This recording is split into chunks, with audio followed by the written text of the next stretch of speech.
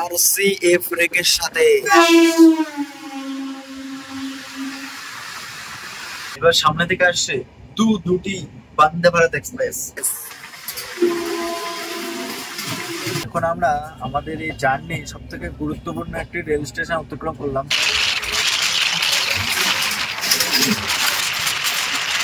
এবার সামনে থেকে আসছে 12884 হাওড়া পুরুলিয়া রূপসী বাংলা এক্সপ্রেস।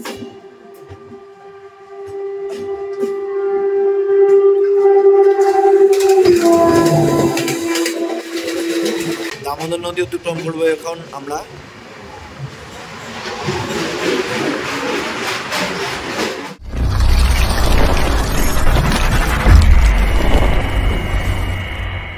হাই এভরিওয়ান, কেমন আছো?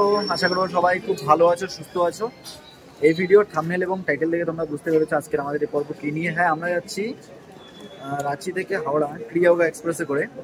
এই একদম টোটালি একটা ভিডিও রেখেছি আমাদের বাড়ি ফেরার পর্ব, ঠিক আছে? এটা কোন হোটেলে থাকবে এবং কী কী ভ্রমণ করবে সব কিছু তোমাদেরকে দেখিয়েছি। তবে এখন ট্রেন আসছে, এই ট্রেনে করে আমরা যাব। ট্রেন রাঁচি রেলওয়ে স্টেশনের 1 নম্বর প্ল্যাটফর্মে আসছে ক্রিয়াওগা এক্সপ্রেস। এটা হচ্ছে হাতিয়া হাওড়া ক্রিয়াওগা, ঠিক আছে?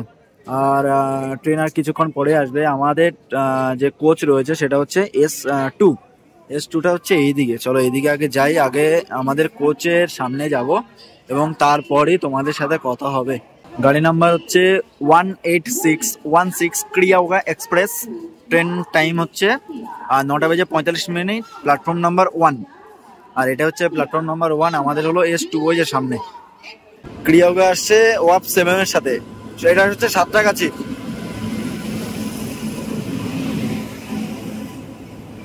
LSB coach, top speed 130। এটা কিন্তু আমরা মূর্তি থেকে আমাদের এই ট্রেন রুট চেঞ্জ করবে, ঠিক আছে? সেটা আমরা মূর্তি স্টেশনে পৌঁছে তোমাদেরকে জানিয়ে দেবো। আর অনেকগুলি স্টপেজ ধরে কিন্তু এই ট্রেন। তবে এই রাঁচি আসার কিন্তু বেস্ট ট্রেন এটি বললেই চলে, ঠিক আছে? কারণ রাতেবেলা ট্রেনে উঠবে এবং সকালবেলা তোমরা পৌঁছে যাবে। রাঁচি থেকে বাড়ি ফেরার গল্প নিয়ে আমি উঠলাম ট্রেনে।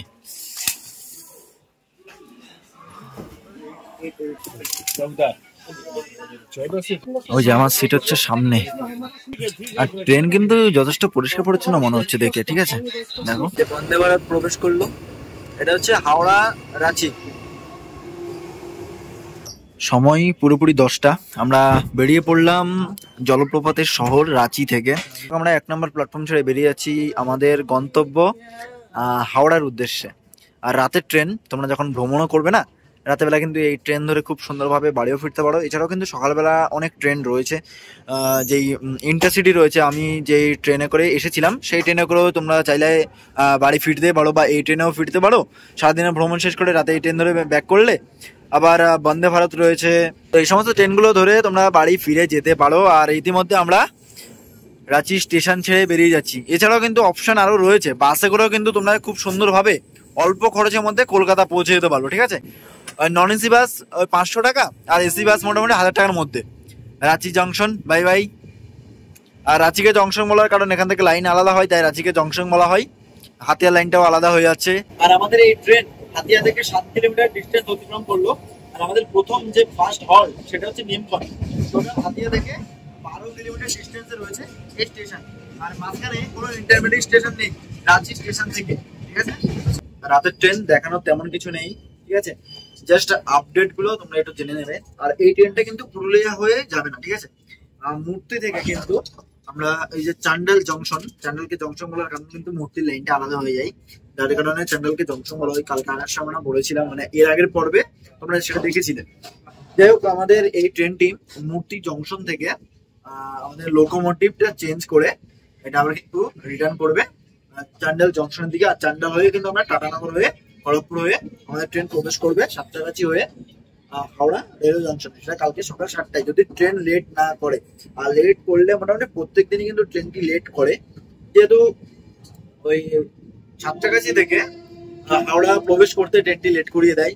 যাই হোক, এটা আগে থেকে চলে আসছিল, এখনো পর্যন্ত চলছে, এরকমই চলবে আর জানি না কতদিন, ঠিক আছে? কারণ সকাল টাইমে অনেক ট্রেন বেরিয়ে যায় এই হাওড়া থেকে, আবার অনেক ট্রেনই কিন্তু হাওড়ায় প্রবেশ করে, যার কারণে ভিড় হতেই পারে। কারণ আমাদের ভারতের সব থেকে বড় রেলওয়ে স্টেশন হলো এই হাওড়া, ঠিক আছে? যার কারণে হয়তো ভিড় এরকম হতেই পারে।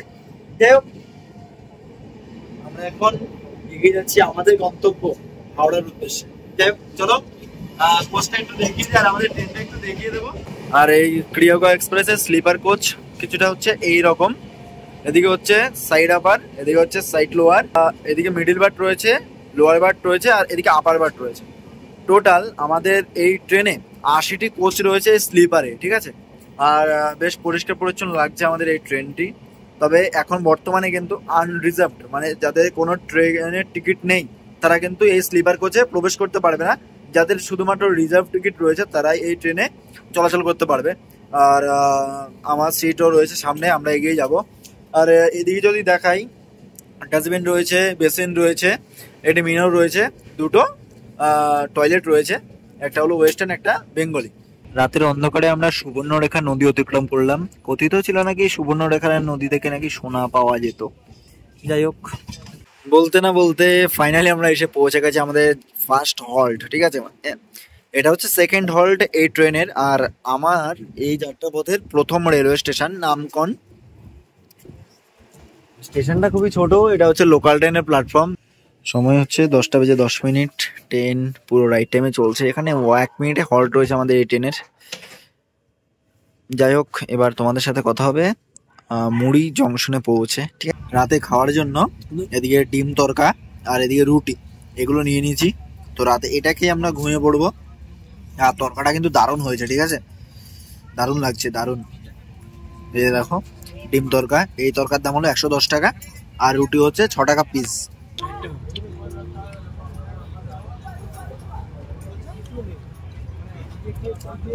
দারুণ।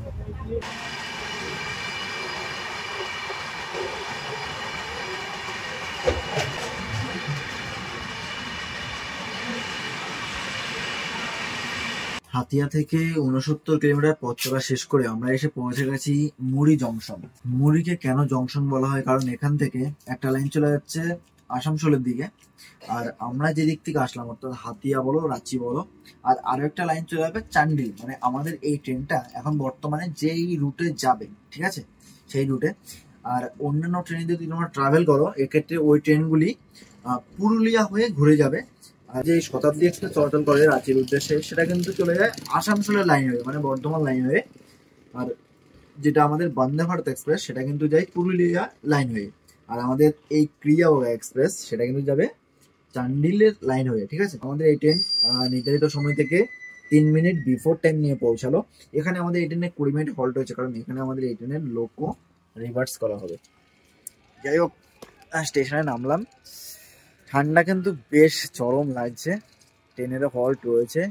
আর এখানে যদি তোমরা কেউ কখনো আসো, এখানে ওয়েটিং রুম, রিপেয়ারিং রুম সবকিছুই রয়েছে। প্ল্যাটফর্মে কিন্তু কাজ চলছে, প্ল্যাটফর্ম আরো নতুনভাবে ডেভেলপ করছে। যাই হোক, আমরা ঘুমিয়ে পড়বো। এরপরে আর কোনো স্টেশন দেখাবো না, কারণ এর পরবর্তী যে স্টপেজ রয়েছে সেটা চান্ডিল। তাই 1টা-1:30 বেজে যাবে, এত রাত পড়বো না, ঘুমিয়ে পড়বো। ঠান্ডা চরম লাগছে।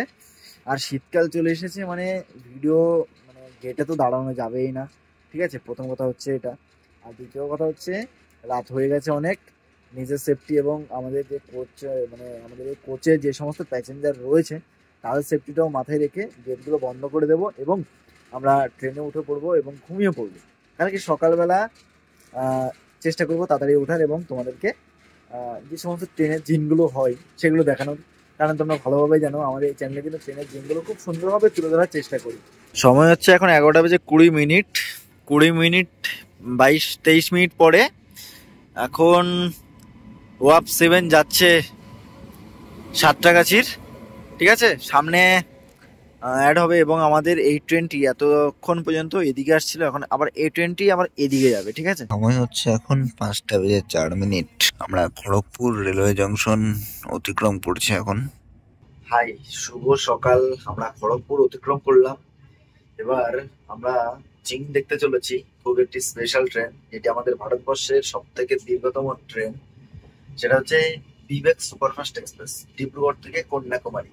তো ট্রেন সামনে থেকে আসছে ঝড়ের বেগে, হয়তো কোনো একটা প্ল্যাটফর্মে দেখা হতে পারে। আর রাতের অন্ধকারে কতটা কি দেখাতে পারবো সেটা তো সময় বলতে পারবে, কারণ ক্যামেরা কোয়ালিটি অনুযায়ী। যাই হোক, চলো দেখি।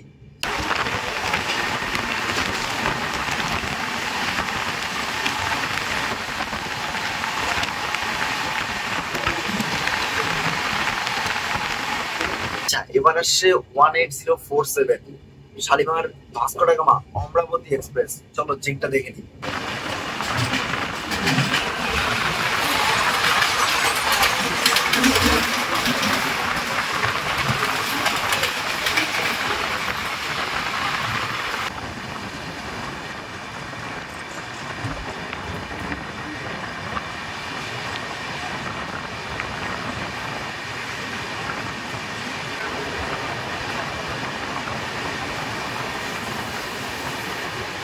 এই রুটে বহুবার চলাফেরা করেছি, তবে এই নদীটি তোমাদেরকে কখনো দেখাইনি।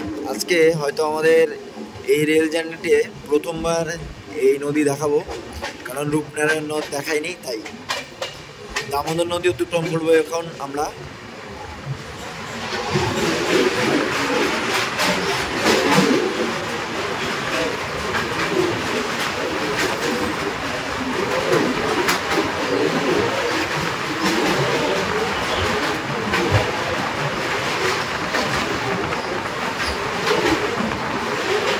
বলছি বস, লাইনে তো কোনো এক্সপ্রেস নেই, মেমো চলবে তো? 08069 সাঁতরাগাছি ঝাড়গ্রাম মেমো স্পেশাল আসছে, চলো দেখি। আসছে মেমো RCF রেকের সাথে।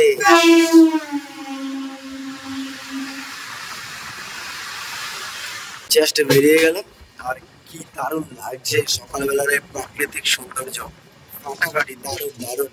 এবার সামনে থেকে আসছে দুটি বন্দে ভারত এক্সপ্রেস।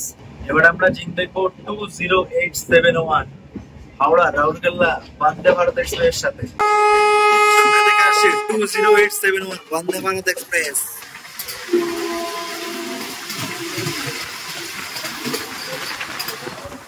চলো, একটা বন্দে ভারত বেরিয়ে গেছে, এবার আরো একটি বন্দে ভারত আসবে, যেটা যাবে হাওড়া থেকে পুরী। এবার সামনে থেকে আসছে 22895 হাওড়া পুরী বন্দে ভারত এক্সপ্রেস।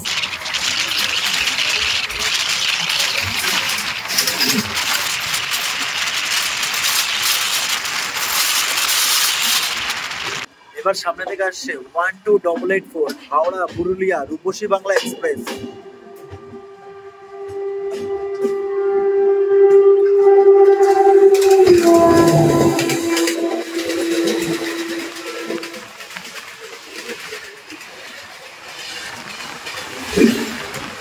হাতিয়া থেকে 415 কিলোমিটার রাস্তা অতিক্রম করে ফাইনালি আমরা এসে পৌঁছে গেছি আমাদের যাত্রাপথের সর্বশেষ হল্ট সাঁতরাগাছি, যার কোড হচ্ছে SRC। আর সাঁতরাগাছি হলো একটি জংশন, কারণ এখান থেকে লাইন একটা চলে যাচ্ছে শালিমার। শালিমার থেকেও কিন্তু সাউথ ইন্ডিয়া যাওয়ার বেশ অনেকগুলি ট্রেন ছেড়ে থাকে। আর আমাদের পাশে দাঁড়িয়ে রয়েছে কান্তাবাজি ইস্পাত এক্সপ্রেস। এই ট্রেনে জার্নি আমরা করেছিলাম, আর আমাদের এই ট্রেন নির্ধারিত সময় থেকে 1 ঘন্টা 3 মিনিট দেরিতে চলছে। এখানে আমাদের এই ট্রেনে মাত্র 2 মিনিটে হল্ট রয়েছে, আর আমাদের সর্বশেষ স্টেশন হাওড়া রেলওয়ে জংশন। যাই হোক, এখানে আর তেমন কিছু দেখানোর নেই, তবে এই সাঁতরাগাছি নেমে তোমরা কিন্তু খুব সুন্দরভাবে চলে যেতে পারো শিয়ালদহ রেলওয়ে স্টেশন, যদি তোমরা শিয়ালদহ থেকে আসো। বাস পরিষেবা রয়েছে সাঁতরাগাছি রেল স্টেশনের ঠিক বাইরে। এছাড়াও আর বেশ কয়েকদিনের মধ্যে সাঁতরাগাছি থেকে কিন্তু মেট্রো পরিষেবা চালু হয়ে যাবে, মানে মেট্রো কাজ এখনো চলছে। সাঁতরাগাছি স্টেশনটি কিন্তু বেশ নতুন করে সাজানোর চেষ্টা করছে, জানি না কতদিন পরে এই কাজ কমপ্লিট হবে। আর আমরা বলতে না বলতে এখন বেরিয়ে পড়েছি সাঁতরাগাছি রেলওয়ে জংশন থেকে আমাদের সর্বশেষ গন্তব্য হাওড়া রেলওয়ে জংশন উদ্দেশ্যে।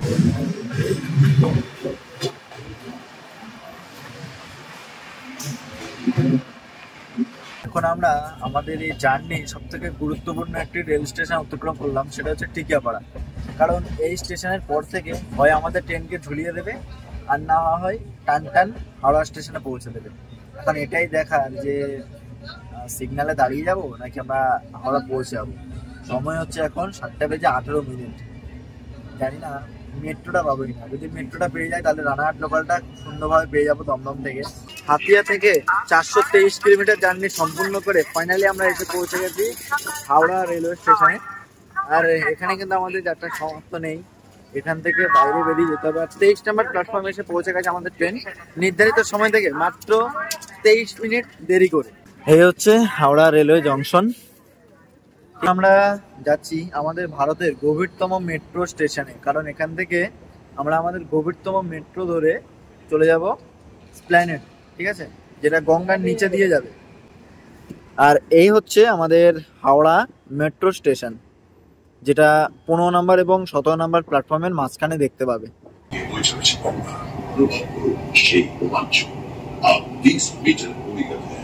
ব্যাস কমপ্লিট, হুগলি নদী পার করলাম। আচ্ছা, এখন আমি রয়েছি এসপ্ল্যানেড মেট্রো স্টেশনে। এবার এখান থেকে মেট্রো ধরবো, পৌঁছাবো আমরা দমদম। আর আমাদের এই ভিডিওটি আমরা এখানে শেষ করলাম। কেমন লাগলো ভিডিওটি অবশ্যই কমেন্টস করে জানাতে ভুলবে না। দেখা হবে আবারও নতুন কোনো পর্বে, নতুন কোনো ভিডিওর সাথে। ভালো থাকবে, সুস্থ থাকবে, নিজের খেয়াল রাখবে। জয় হিন্দ।